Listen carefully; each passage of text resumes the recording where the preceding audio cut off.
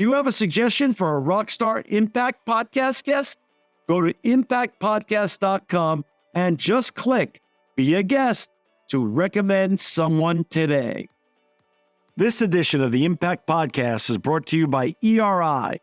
ERI has a mission to protect people, the planet, and your privacy, and is the largest fully integrated IT and electronics asset disposition provider and cybersecurity-focused hardware destruction company in the United States, and maybe even the world. For more information on how ERI can help your business properly dispose of outdated electronic hardware devices, please visit eridirect.com. This episode of the Impact Podcast is brought to you by Closed Loop Partners. Closed Loop Partners is a leading circular economy investor in the United States with an extensive network of Fortune 500 corporate investors, family offices, institutional investors, industry experts, and impact partners. Closed Loop's platform spans the arc of capital from venture capital to private equity, bridging gaps and fostering synergies to scale the circular economy. To find Closed Loop Partners, please go to www.closedlooppartners.com.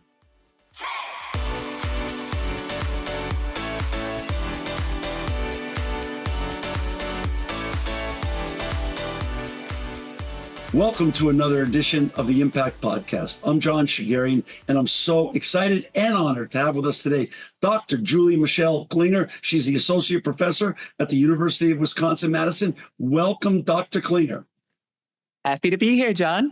Hi, everybody. And this is your first time on our show, and I'm so grateful that you're here today. You are a geographer. You're an associate professor in the Nelson Institute for Environmental Studies at the University of Wisconsin. But, you have a much broader background than that. Dr. Klinger, where did you grow up, and how did you get on this fascinating and very important journey that you're on? Oh, I'm happy to share that story, especially, as more and more people are coming to this wicked problem of critical minerals, environmental dimensions, supply security, what have you. People are coming from a lot of different directions, and I'm no different, right? So I grew up on a farm in the Midwest, and, I kind of was awakened to the transnational trade dynamics really impacting people's livelihoods, not through mining, but through in the early 2000s, China and Brazil had some unprecedented historic talks in which China essentially said to Brazil, "Hey, China would like to buy every soybean that Brazil could produce." And that combined with internal dynamics in Brazil to unleash this wave of deforestation, soy cultivation expansion, all of this, and prices tanked. That affected my family. And so I was curious about that. And I had a little bit of an in to this issue and being attuned to Brazil because as a teenager, I had been a Rotary exchange student to Brazil. So lived there for a year, speak fluent Portuguese, and have kind of cultural and personal connections to the place as well. So I was able to read the Brazilian news and compare it to what was being said in Northern Illinois. And at the time, early 20s, world's wide open, very ambitious, cosmopolitan. I said, well, I think I should learn Chinese also, just to kind of better understand what's going on. Clearly, this is important. Clearly, there's lots of miscommunications, not just between China and Brazil at the time, but between our two countries, China and the U.S. And so I found a way to move to China for a year and support myself, right? I worked as a middle school English teacher, learned Chinese. And when I came back to finish my undergrad, I connected with a geographer, Joshua Moldavan, who had lived and worked in rural China during the 1980s, documenting the decollectivization process and the transition out of Maoism into a more liberal version of China and all of this. And I'd say once I found geography, I've stayed with it ever since. Wow. I moved back and forth between Brazil and China after college, freelancing, working as a research assistant, et cetera, doing some consulting work, mainly helping people on both sides communicate with each other around environment and development issues.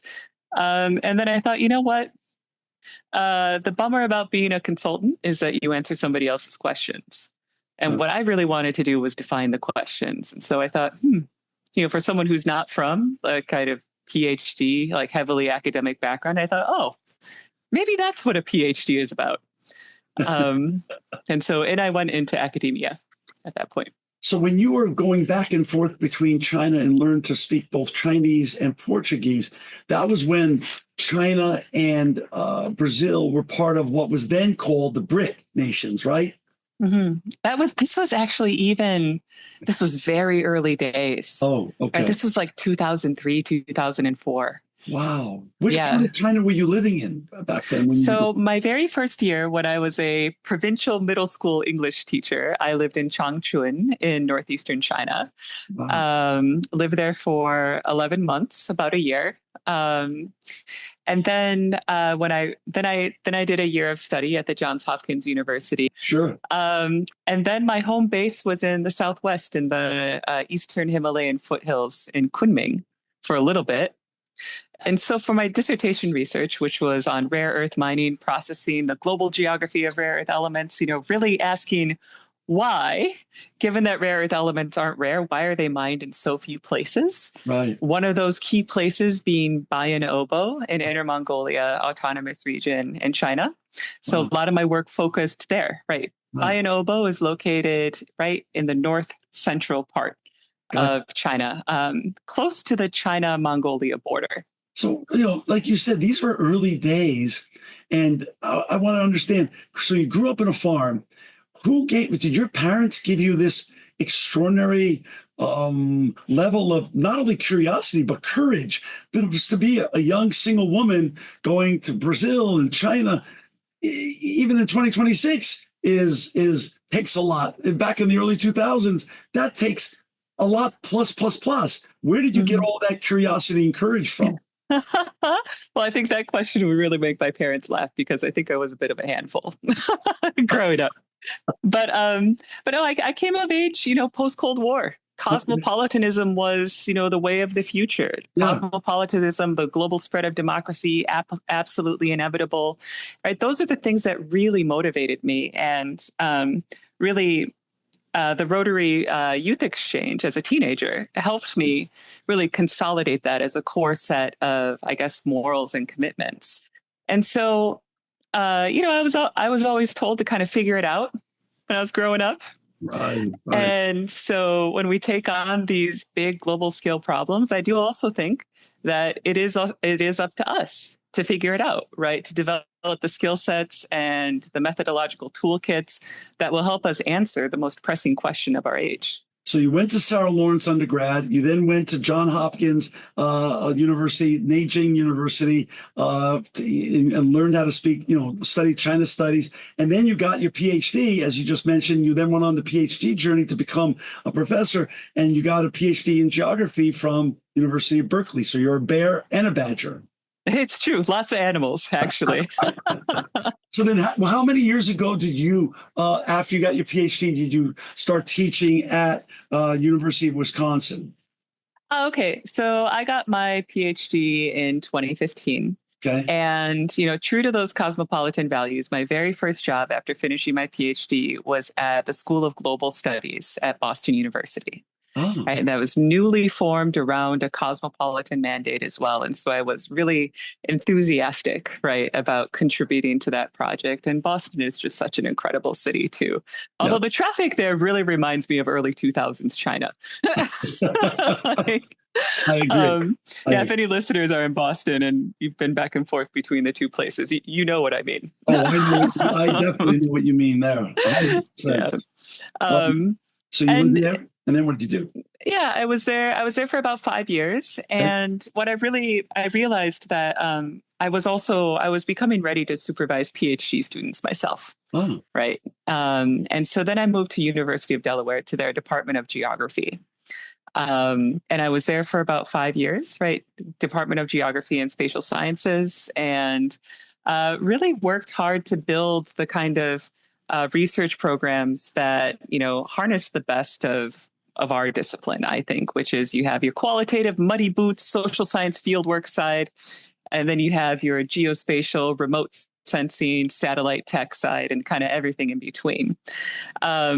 And so I recruited people with backgrounds, not in the social sciences. In addition to recruiting people with backgrounds in the social sciences and the more human dimensions of environmental change and all of this, I was really happy to also recruit people who had been trained in geology and maybe even worked in mining engineering and were kind of ticked off with what they saw and wanted to understand better how things were happening. And I thought that was really a great match because there's a lot of technical skills that they have that I don't. And so I've been able to, my approach really since the past 5 years has been to build up these multidisciplinary teams. So while you were at Delaware, you had an aha moment to write this amazing book, Rare Earth's Frontiers. Talk a little bit about where did you have that aha moment back in 16, 17 to publish this great book? Okay. So I published that book actually when I was at Boston. Oh, really? And that book, yeah. And so that book is an outcome of my PhD dissertation research, which unfolded over 5 years between 2009 to, well, I guess late 2014, early 2015. Nice. And so that book, I did years of field work, years of research in different parts of the world as part of my PhD program in order to gather the information, to talk to the people, to visit the archives, to collect the soil samples, to look at the maps, in order to be able to answer this seemingly deceptively simple question. They're not that rare. Why is the geography of their production so strange? Right? That's so fascinating. I mean, and just like everything else and all superstars, most superstardom is not overnight. It's you published this in 2017, and now in 2026, you've really truly become one of the rock stars of the industry. So, how was it received when you published it, and why has it now become this unbelievably important and critical topic, comparatively speaking, 9 years later? Oh my goodness. Well, that's an interesting question. So I find myself now saying the same things that I've been saying for 15 years, more or less. Right. But we're in a very different historical and geopolitical and arguably environmental moment as well. And so whereas early on, I kind of had to explain to people what rare earth elements are, that thinking about mining is important, that this technology that we use actually has a geographical dimension that connects us to people and places around the planet. Right. I no longer have to start there. The conversation has shifted. The conversation, in my view, is much more sophisticated. And I think there is a much broader appreciation for the relationships that are embedded in our everyday technologies that connect us to faraway people, faraway places, faraway environmental change, and also, those supply chains that transform, a rock into advanced technology. Those cross all sorts of jurisdictions. They cross lots of different political and economic frameworks where people are treated more or less terribly, right? And so I think there's always been in different places, like very real concern with this. But I think there's a much broader shared sense, not only of responsibility, but also of kind of the promise and perils of this kind of global integration, right? Right. So for our listeners and viewers who are not familiar, Dr. Klinger, can you talk a little bit about what exactly are rare earth elements and where are they found and why are they so critical to the modern life that we are living through right now? Just like start from just the beginning, like what are rare earth elements? So the term rare earth elements, it refers to 17 chemically similar elements. So if you can picture the periodic table, it's the top bar of that line to the south, the island to the south of the periodic table. That's the lanthanide series, elements number 57 to 71, plus scandium and yttrium as well.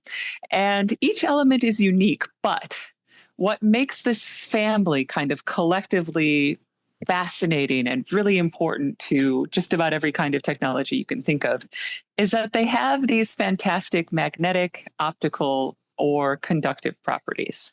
And so just to give you an example, I think a really familiar example is, they're really powerful magnetic capabilities. So neodymium and praseodymium, two of the rare earth elements, you combine those and you get a super duper powerful magnet. Now at a big scale, that generates a magnetic resonance field. So you can do an MRI, right? It has really important medical applications. At a big scale as well, you can put those into a wind turbine or even a hydroelectric turbine, and they generate large volumes of energy, electricity. And then when you think about their optical properties, some are pink, some are blue, some are green. And so, think about a laser, think about the lights on aircraft. Think about, decorative glass in your grandmother's house, right? Rare earth elements are in all of these places. Got it. And so, it's also been talked about. This Trump administration is focused on rare earth elements more than I've ever heard any other administration give voice to them. Why have rare earth elements become such a prominent national security issue and economic issue in terms of the health and safety of our economic condition here in the United States, but even now as the Iran war is underway for 33 days or so as we record this episode? Why is it also a national security issue? Where do they interplay with regards to both the economy and national security? So that's a really important question. I think the best way to start answering that is to kind of set the baseline. The US and China are the two most interdependent economies in the history of the world. And that's not by accident, right? That's decades of policy prescriptions from Washington, D.C., right? And championed by major multilateral institutions, kind of guiding China out of the Maoist period into the contemporary period. So basically from the 1980s onward, that entanglement between the U.S. and China's economies was very much like a core part of what we understand as economic globalization. And so one of the consequences of that, there's two consequences, I think, that kind of help us understand our current moment and our current debates. One is with this kind of, Washington, D.C. driven economic globalization, especially like in the beginning in the late 1970s, early 1980s, it became a lot easier for companies to leave the West and kind of encircle the globe, looking for places with lower labor costs, which actually means fewer labor protections and fewer environmental regulations. And they found a happy home in China. A lot of companies did. Right. The other part of that then is that as you had a lot of heavy industry, manufacturing, all kinds of factories, refineries, smelters leaving the West, especially the US, but the West more broadly, you had a couple of things happen. Communities, company towns, all of a sudden were bankrupt, right? And this impacted places across North America and arguably Western Europe as well. And then you also had a real ramping down of public and private sector investment in the kind of R&D that powers manufacturing, that pushes technology, to the next level. Because, all that stuff had been outsourced. China, companies operating in China and exporting from China could do so much more cheaply than everywhere else. You had the rise then of big box stores, right? Like Walmart, et cetera, what have you, that imported or re-imported these goods, from China to the West. And those low prices for a while cushioned the declining middle class from inflation, right? Because goods were getting cheaper even as inflation was increasing. Right. Well, that could all only hold for so long. Right. So relations between U.S. and China sour.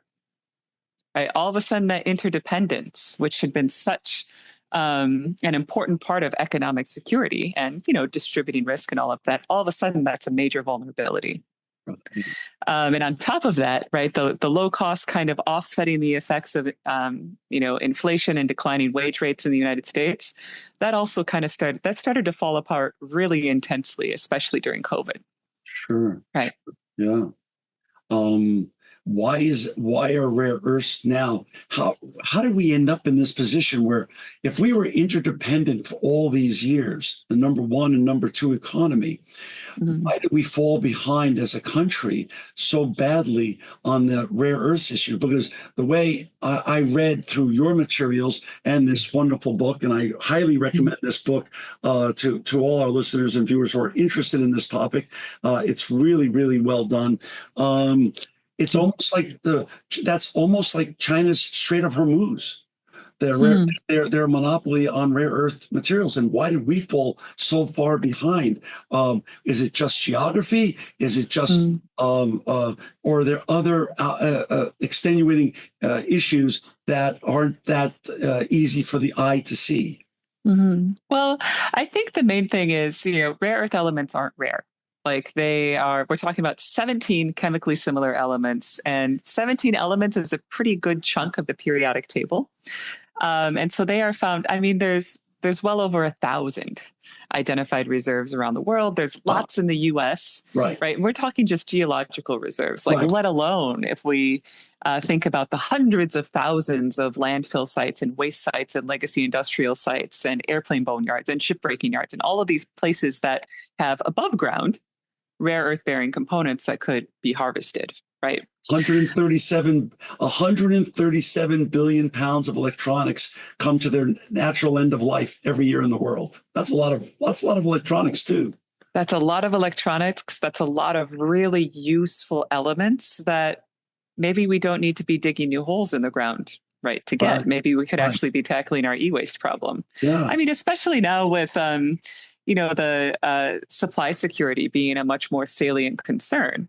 It can take 10, 15, 20, 40 years to bring a new mining operation online. And that's not simply because of regulations. That's because every rare earth deposit is unique. And so it takes years of dedicated laboratory research to even figure out the right chemistry to separate stuff. Right. So it's so unlike drilling for oil where you hit it or you don't hit it and the gusher comes out. Each mine is unique, you're saying.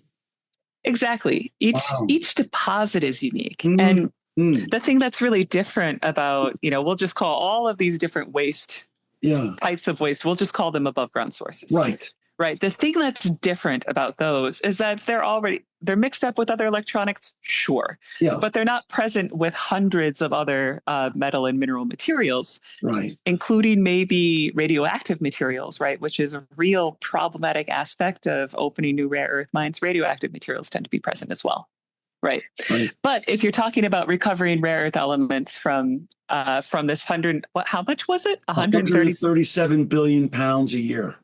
Yeah, if you're talking about recovering rare earths from this 137 billion pounds a year of electronics, you're not digging into a deposit that also contains uranium and thorium. Right. So it's a different problem, but it's arguably less of a wicked problem than opening a new mine. Right. And there's some companies that, when I got into my business, that was the holy grail, figuring out how to extract rare earth materials from old electronics without destroying the rest of the value of the rest of that electronic device. Now they've developed technologies such as re-element and cyclic materials that can do that. So the innovation has happened just during your career. So I can see why that's a really great opportunity in terms of urban mining. Talk a little bit about you gave a great description of the economic insecurity that has come from our separation of the two economies and the problematic nature of it as it stands today. Hopefully, it gets better. Talk a little bit about the national security issues and the pull in terms of our defense industry and our homeland security for the need for rare earth materials.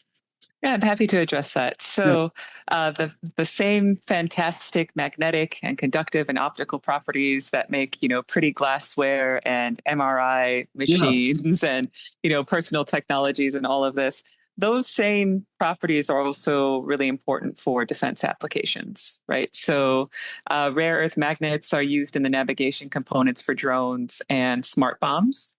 They're used in optical sensors. They're used in lasers for precision guided missiles. They're used, some rare earth elements are mixed with glass to help create special alloys that can withstand high temperature and pressure. They're also used in night vision goggles. They're used in sonic weapons as well.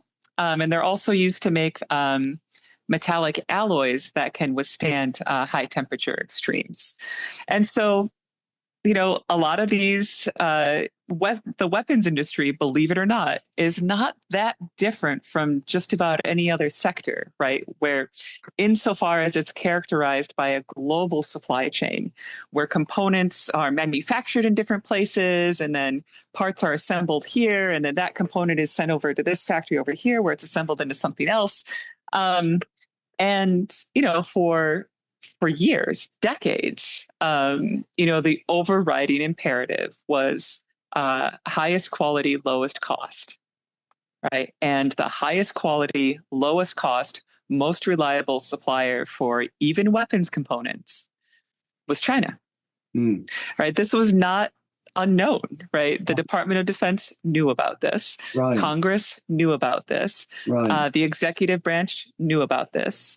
The U.S. Trade Representative knew about this. And, there was a level of confidence in the relation between the two countries, and also a level of commitment to a global free market economy that just made it nearly impossible, really, to legislate anything domestically that looks anything like, say, for example, the deal between the U.S. government and MP Materials in Mountain Pass. It's a long-term offtake agreement. There's a price floor, right, so that they can invest in the best available techniques without having to compete with a lower cost good from China. And so, we're in a very different political moment. I mean, to be absolutely clear, from the beginning, communities that have lost their jobs, people who care about, justice and equity across the supply chain, fair trade advocates, there have been critics of liberal economic globalization for decades. Okay. Right. We're in a political moment now where the executive, working with the different major departments, is taking unprecedented action, really without regard for, the kind of free trade rules-based order that had been set up since the end of the Cold War. Interesting. Given that's the case, I don't want you and me to be political, but has that a good turn of events for where we are in the desperate need for these rare earth magnets? Is this a good turn of events? In terms of having an executive that has taken that new turn and really gone all in on promoting MP materials, cyclic materials, ReElement? Is this they've invested in these companies, both urban mining and also below ground mining? So there seems to be a happy balance that they've struck in terms of the U.S. government's investments. Is this the right approach, and or is there some nuances there that I'm missing that you could bring to light?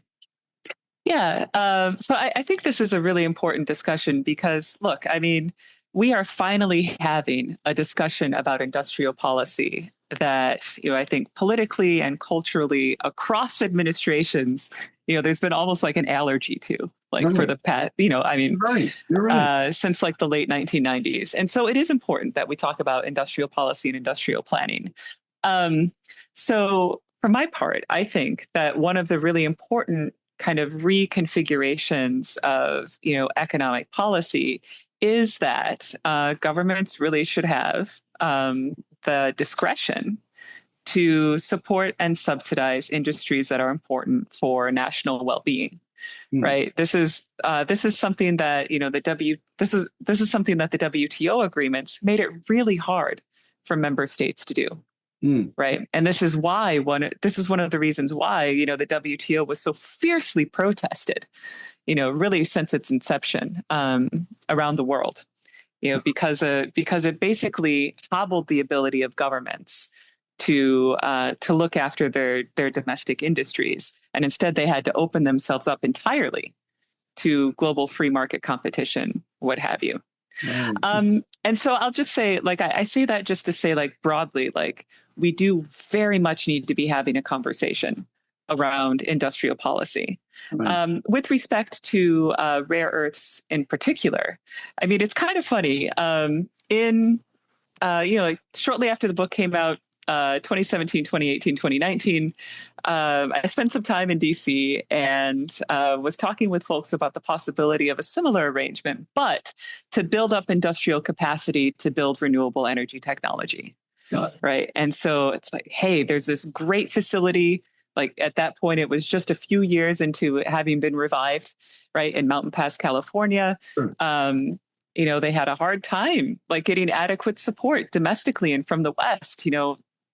Firms from China provided like much needed kind of startup capital Wow. for them to get started in the early stages, right? That's just how off the radar it was domestically. Wow. But I was also told price floor, offtake agreement, equity stake. That sounds like a planned economy. We don't do that here. Right. It's very, very different than the free market. Very different. Yeah, precisely. And so what I will say, I think that the current arrangement is the investments, they are a step in the right direction. Right. But my own personal, values are really that we need to be moving away from war. We need to be moving away from conflict. And my concern around, these supply chains that are being rebuilt is that they have a very heavy like weapons industry focus, right? The problem is like when you have a hammer, everything looks like a nail. When you've got a lot of weapons, you kind of want to use them, right? So I'm aware that we are in a really intense international geopolitical situation. But my concern is that the supply chains that are built up to feed the weapons industry cannot actually very easily, without significant support and retooling, be converted into supply chains that, say, produce medical technology, energy generation technologies, information technologies, right? So the civilian sector of the U.S. economy has really kind of been, taking it in the chin for a long time. And these investments, with their overwhelming weapons focus, don't entirely get us to where we need to be, right? However, this is where I draw hope, right? We hear a lot of talk about dual use technologies and all of this, right?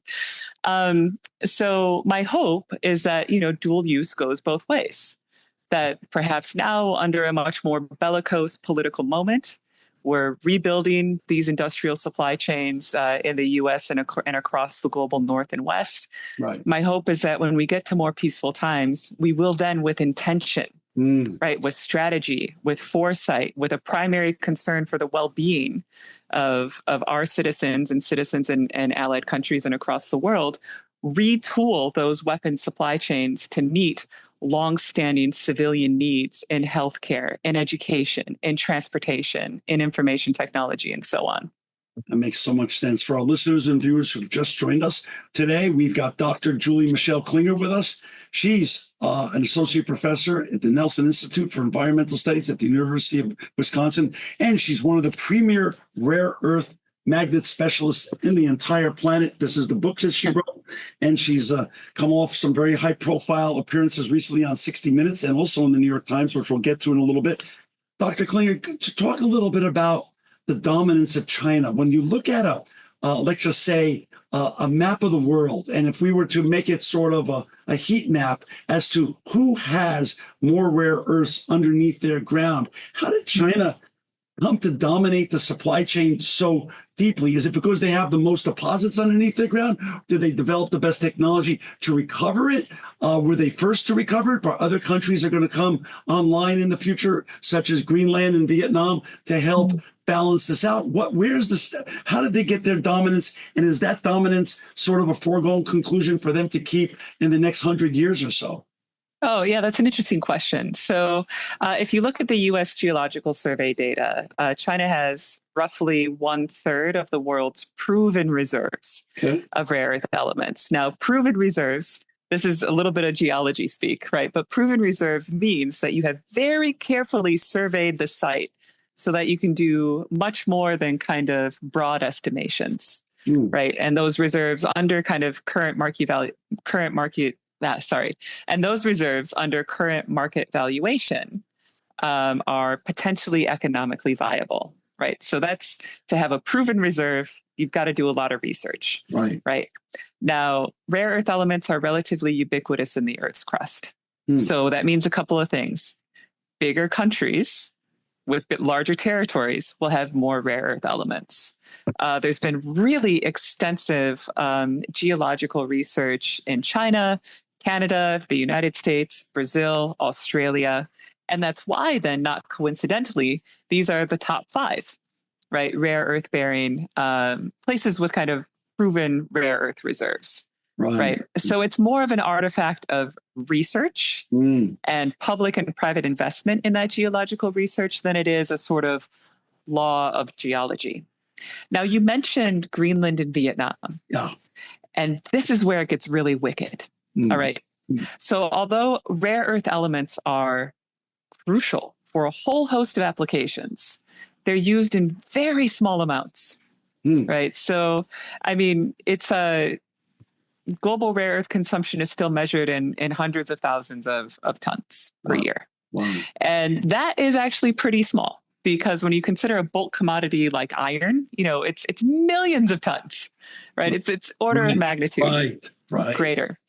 And the other thing is that, people hear the phrase rare earth elements, and I think the same part of our brains light up as when we hear like gold or platinum.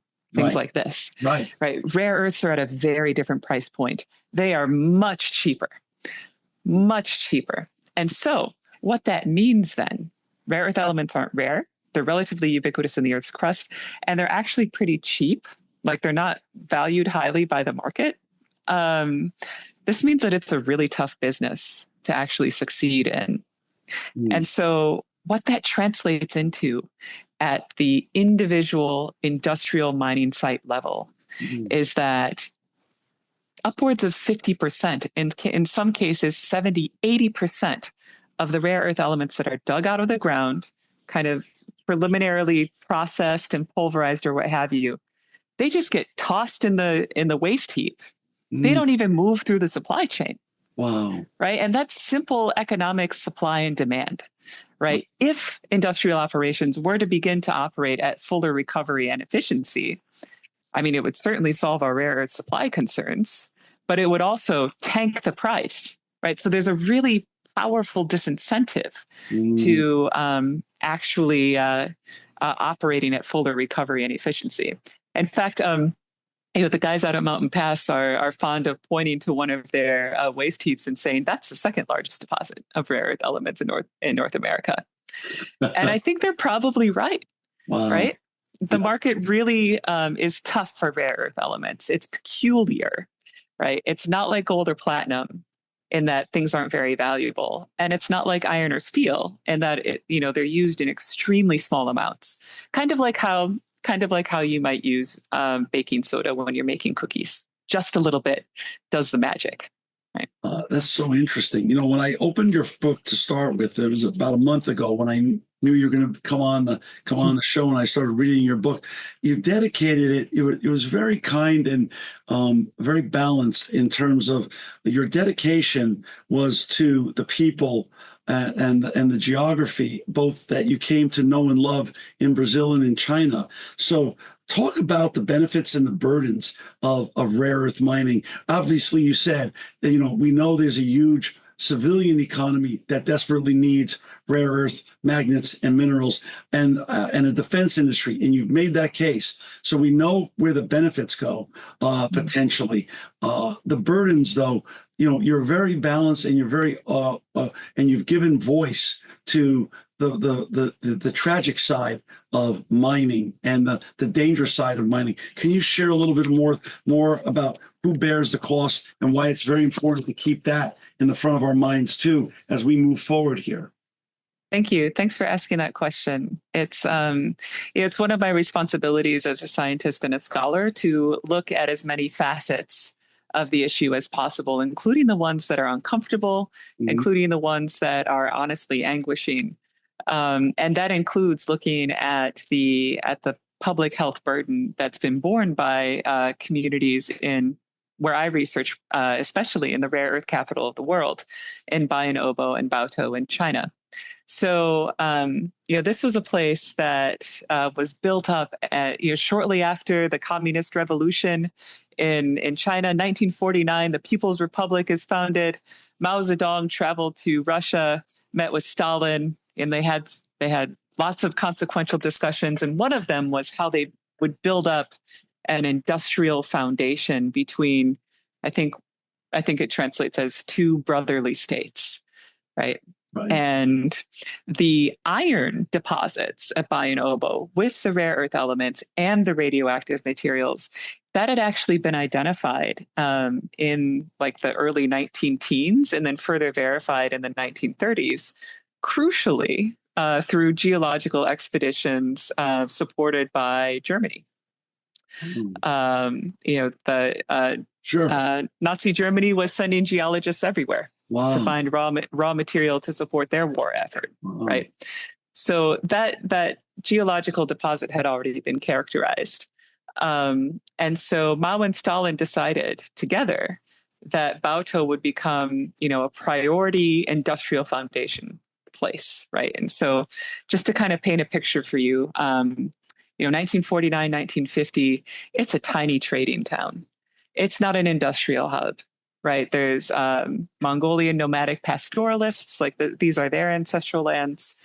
But within about a decade, they opened mines, they stimulated massive migration, they built research academies and all of this around the imperative to, increase production and advance science and technology development as quickly as possible. And for those who are familiar with that era of history, Mao and Stalin kind of broke up. They had a little bit of a fight, right? But not before Soviet scientists had transferred a lot of knowledge around metallurgy, around mining engineering, around weapons development, nuclear weapons chemistry, etc. And so all of that, the Chinese government continued to really foster and cultivate the growth of this industry. And so ultimately, when China liberalized and opened the door to foreign direct investment, there was like this really nice, welcoming, sophisticated industrial research technology landscape to welcome Western firms into. Right. However, because the priority was industrial development, weapons testing, hydrometallurgy, mining, and smelting, human health and environmental protection definitely were sacrificed for this. Once more outsiders started traveling to China in the 1980s and 1990s, there was more of like a discussion in like what we would think of as environmentalist terms, although, people everywhere, regardless of their vocabulary, get pretty mad when their water is poisoned, right? Whether or not they frame it in terms of environmentalism. Right. And so, the Chinese government then adopted the stamp clean up later. The UK had their Industrial Revolution. The sky was so polluted, it blacked out the sun and children developed rickets. But look, now they've cleaned up. They don't have that anymore, right? Right. And so, so that's the development doctrine that very much dictated quality of life in this place. Right. And so I could tell when I was there, who was a local. I could tell. Not always, but often. People who had lived their lives there, who had been born there, who worked in the heavy industry. They were often stunted. They had bone deformities, skin lesions. It was really quite dramatic. And there's I learned a lot from a whole host of public health researchers in China who had been studying, for example, the cognitive development impacts of children born in this place, right? So the human cost of this, of China building the rare earth capital of the world, the human cost is really difficult to actually, you can't exaggerate it, I guess. Right. That said, rare earth mining doesn't have to be that way. Right. Right. Right. Where are we today? How much have we evolved? And again, mining itself is a hard, as you pointed out, is a very difficult industry. And with more environmental, geological oversight than ever before, has there been the improvements that we've needed so things will have gotten better when it comes to rare mining as a whole, but rare earth mining and the burden and the effects that are real that it creates on the communities that mines are put in around the world, not only in China, but even obviously in other countries as well. Yeah, so I think it's there's a couple of important things to keep in mind. One, rare earth mining, like any other form of mining, is hazardous and dirty, right? As you stated. Sure. The particularity of rare earth mining and processing, though, there's two key things. One is that just about every rare earth deposit does contain some even trace amount of radioactive materials. Right. And so there are exposure concerns over the long term, especially if that waste is not managed carefully. And so because of the particularities around rare earth deposits, right, they contain radioactive materials, Yes. many or most of them do, and the energy and chemical intensity of separations and refining, those are two very intense hazards that need to be very carefully managed in order to keep people, workers, and environments safe. The good news is that best available techniques do exist, right? But it is up to our regulatory systems to not only mandate that the best practices be used, but also to support and incentivize firms who want to do the right thing. Oh, got it. Yeah. Got it. So we're getting better. We're not there yet, but we're getting better at protecting the people who historically have been paying the price for mining rare earth materials. I think so. I mean, and I think it. Let's see. I think so. And Yes. it is also important to note that China has shifted from the development acceleration phase to the cleanup phase. Right. I'd say we're maybe about 12 years in to, China's, it's called an ecological, well, actually maybe 15 years in, 15 years into, what's called an ecological civilization campaign, right? And so the idea is that it's time to clean up. Right. China is prosperous, China is wealthy, China is globally powerful. And one of the things that that China has done in recent years is they've forced the closure of a lot of smaller scale mining operations. Mhm. They have also, really scaled down primary production domestically, and have shifted more to that crucial midstream of the supply chain, right? The value-added processing, the advanced technology, and they've been pouring R&D into that. While, through bilateral deals, particularly with Belt and Road partner states, providing a kind of off-ramp or exit ramp out of China to neighboring or Belt and Road partner states of, Chinese mining and primary separations and processing firms. So that kind of effectively, that also takes a page from the Western economic playbook, right? I mean, the West exported its industry to China 30, 40 years ago. China is now exporting its industry to other parts of the world. So right. So the problem is moving elsewhere. It's not necessarily being solved. But today, in contrast to, 40, 50, 60 years ago, today we have the best available techniques to protect people, to protect water, to protect agricultural soil, right? To minimize the destruction of rare earth mining and processing. The key question is whether those best available techniques and protections are actually implemented, right, and enforced on the daily, because that's the scale at which it matters. On a macro basis, I've been going to China for 33 years on business, and I've been massively impressed on a macro basis on how much they've cleaned up all the cities that I've got to visit over the years and continue to do so. So from a mining perspective, it's great to hear what you're saying. The progress is real and it's happening. Is it just being implemented enough to make the difference that we need to make so that people don't pay the price anymore that do the mining? Mm-hmm. Right, absolutely. Yeah. Absolutely. And honestly, I think this is where we have a shared concern. Absolutely. I do hope that, as the U.S. rebuilds its supply chain and domestic capacity, both domestically and with close allies. And I do hope that as relations with China, improve in the future, that we'll be able actually to connect on a scientific level. Right. Because there's a lot of expertise in China around dealing with these problems because they are the ones who have had to deal with them. Speaking of Right. such, you've become a rock star in the industry, and let's not, and like I said, the New York Times article, which I still want to get to, and your recent appearance on 60 Minutes, are you then becoming sort of a focal point of this critical conversation between other academics and professionals and experts in this field in China and other parts of the world? Are you now the hub of the United States and one of the key spokespeople on this issue? Oh, that's a really interesting question. So, I mean, mainly my focus is, people in the West who are trying to wrap their heads around this rare earth conundrum. Right. Unfortunately, I don't have a lot of close research contacts in China anymore. Like part of that has to do with domestic political changes in China and some choices that I made in my book. Understood. Again, it's that scholarly intellectual responsibility. Right. I understand it. Right. And that comes with like a personal and professional cost. That's right.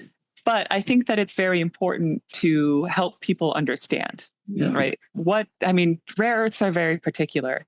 And a lot of people from many different backgrounds are trying to understand them. And so the bulk of my work, in addition to teaching, in addition to writing stuff, in addition to supervising grad students and writing grant proposals and all of that stuff, the bulk of my work is really talking with journalists, policymakers, curious members of the public who want to better understand, right? Not just rare earths, which are a fascinating world unto themselves, but also to try and do something constructive around this long-standing supply chain problem, right? It's been problematic in so many different ways, and there's so many different areas that really need improvement. And so I'm happy to help people think. I'm happy to be a co-thinker, right, as we work on figuring this out together. That's awesome. As it was well reported over the years, how cobalt is a conflict material that comes out of the Congo and needed by manufacturers and OEMs around the world.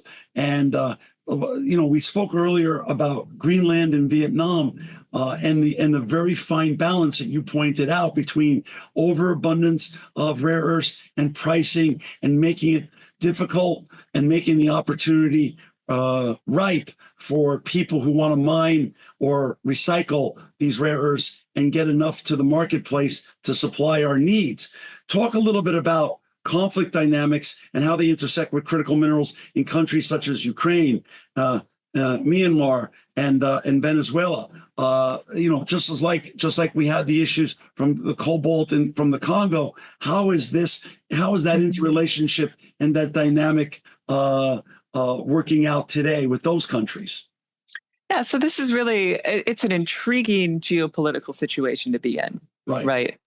So let's just say hypothetically, Ukraine, Venezuela, Greenland, they all have fantastic rare earth deposits, hypothetically. Right. And those are all brought into production in the next decade. Right. That would absolutely tank domestic efforts in the U.S. to revive our supply chain. There you go. Right. Because it would increase the global market is already so punishing that existing industrial operations operate at massive levels of inefficiency, right? Just to keep the full abundance of rare earth elements from actually entering the supply chain. That's not nefarious. It's simple business sense, right?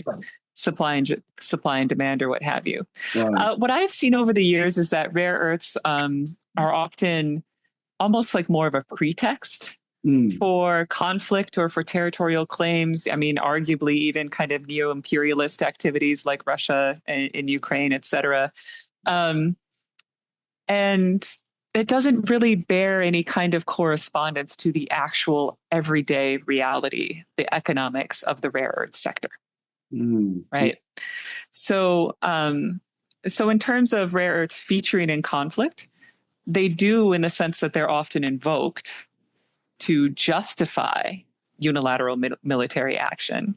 They're held up as either an asset or a treasure to be captured or claimed. But it's kind of like the geopolitical equivalent of hungry hippos. People are trying to just lock down territories that have these fabled massive deposits because it might be valuable someday in the future.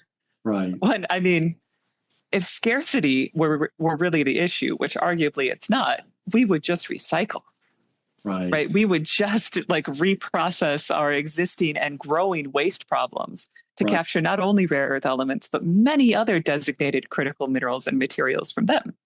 Because even under the best case scenario, it takes at least a decade to go from, a mountain covered with trees, running water, deer, etc., to a mining operation. Right. 10 years the minimum, the floor. For sure. Absolute minimum. Correct. Because again, every deposit is unique. And so you have to figure out that secret recipe for separating one material from the other for each deposit. And so again, if we really want to be growing the supply chain, we should be working with existing industrial producers to find a way for them to pull the material that's already been dug up but has been tossed aside in their waste heap.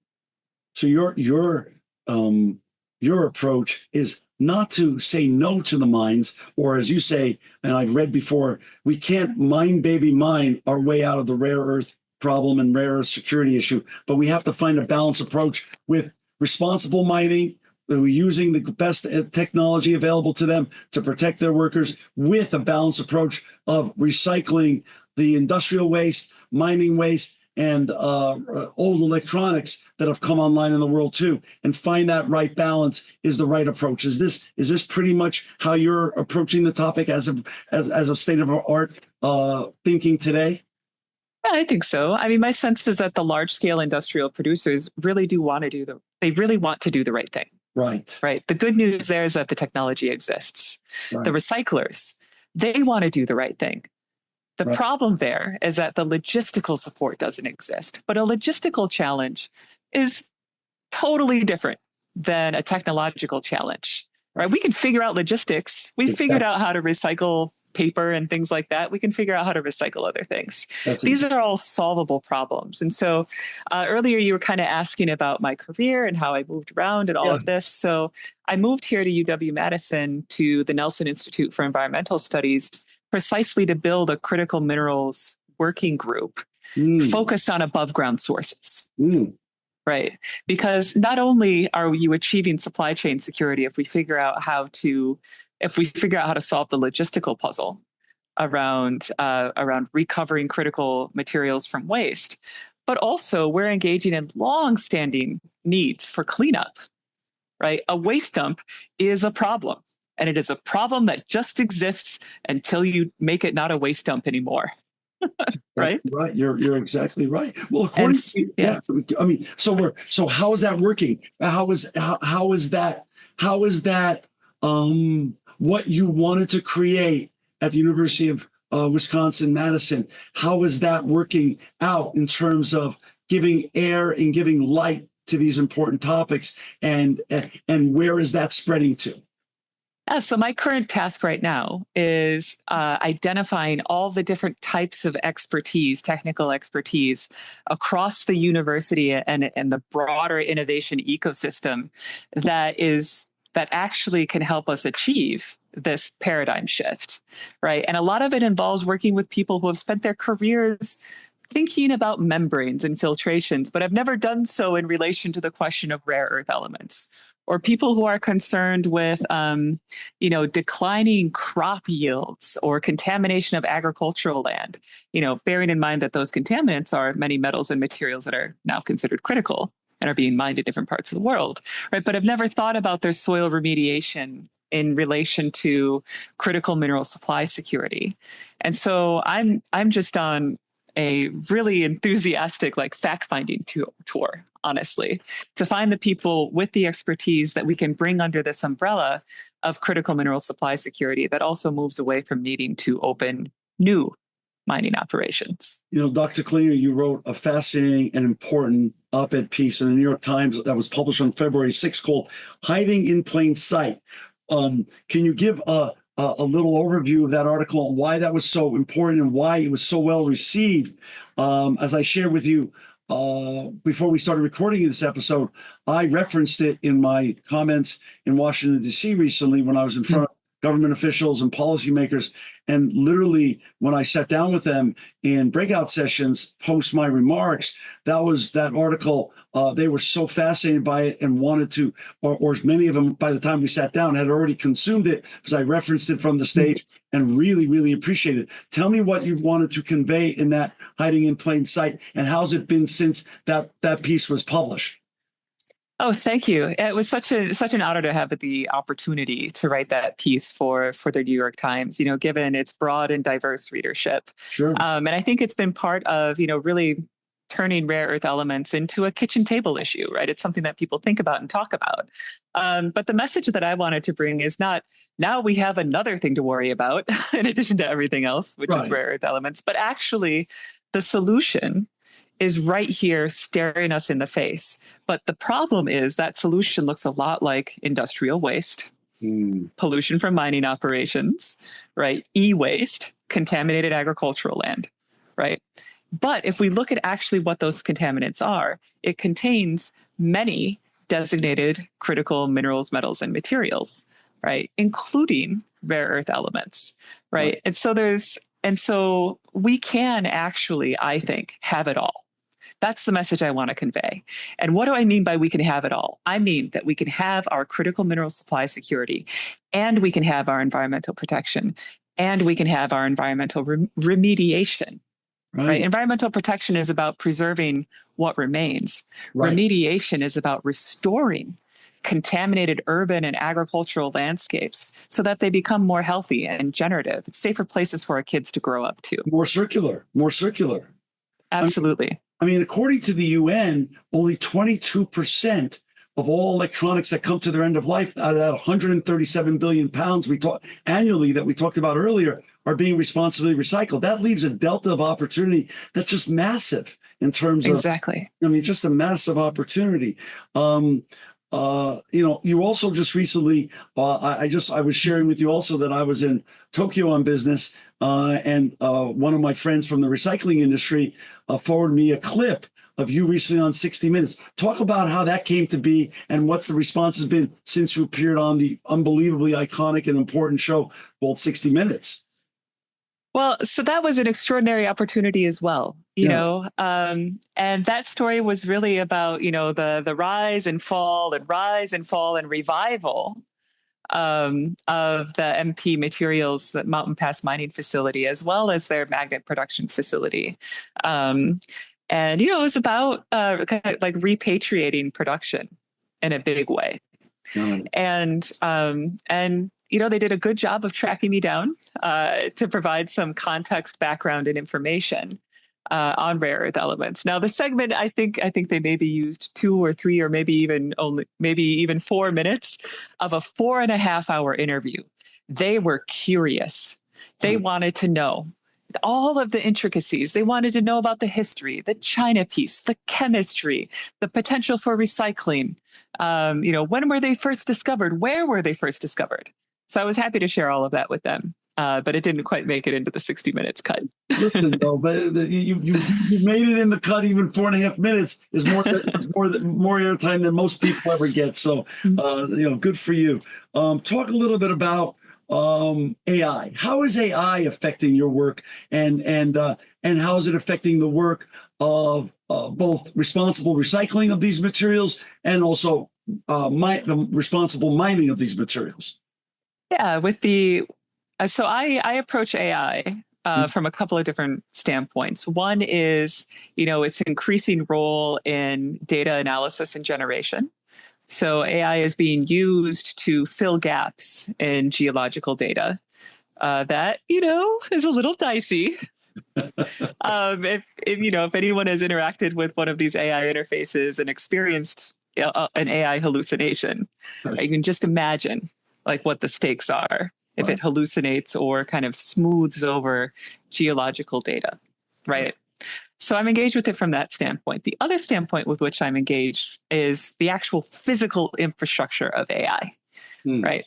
So this is something that we're noticing a lot here in Wisconsin is, small towns are being approached by different data center companies or what have you. And we haven't actually figured out like a good baseline for, integrating the AI stack into the landscape, for addressing community environmental concerns, and then also what is actually the end of life, right? What is the recycling ecosystem that will be ready to take in, metabolize, and transform these stacks once they become obsolete or reach their end of life. That ecosystem is not yet there, right? But with the massive build out of AI data infrastructure, that also is creating, another way to think about that is that that's creating a tremendous above ground source of rare earths and other critical minerals. You don't have to dig new holes in the ground to get it. Right. You just have to set up in the right place at the right time an adequate recycling facility to process it, right? That's a logistical challenge, not a geological challenge. It doesn't involve opening a new mine. Right. So in a way, right, it's also creating or intensifying this above ground abundance that I'd like to call everyone's attention to. We talked a little bit offline about this fascinating project that you put together, and I want to give a link to it in our show notes so our listeners and viewers can access it and potentially contribute to it. Can you share a little bit about what that project is, why it's so important, and then let's give the link that we can put in the show notes for our listeners and viewers. Oh, right. Yeah, I'm happy to do that. Thanks for asking about that. Sure. So, in the context of the global transition to renewable energy, which much of the rest of the world remains very much invested in, Yes. right? So in that context, there remains this really tricky question about where do actually the minerals and metals and raw materials come from to build the wind turbines, the solar panels, the EVs, the transmission infrastructure, and all of that, right? And so my team and I, we've been contributing to multilateral discussions as well as treaty development around this material question. So there's currently under discussion in a lot of different multilateral forums, this real need for there to be a global data repository. Where are the deposits, the geological deposits of what they're calling energy transition minerals, which is, a set of what are called critical, which includes rare earth elements and all of this. Sure. Our intervention is, well, actually, most of those geological deposits are under biodiversity hotspots, they're under indigenous lands, or they're under agricultural and agrarian lands. And they're dwindling. And the ore grade is declining, right? And so why don't we instead maybe we're not saying keep the geological deposits out of this data repository, but let's de-emphasize them. And let's instead identify the above ground deposits, right? Which your waste sites, all of this. And let's make that the primary source of building the green economy. Because wouldn't that actually be fantastic to build a green economy by cleaning up?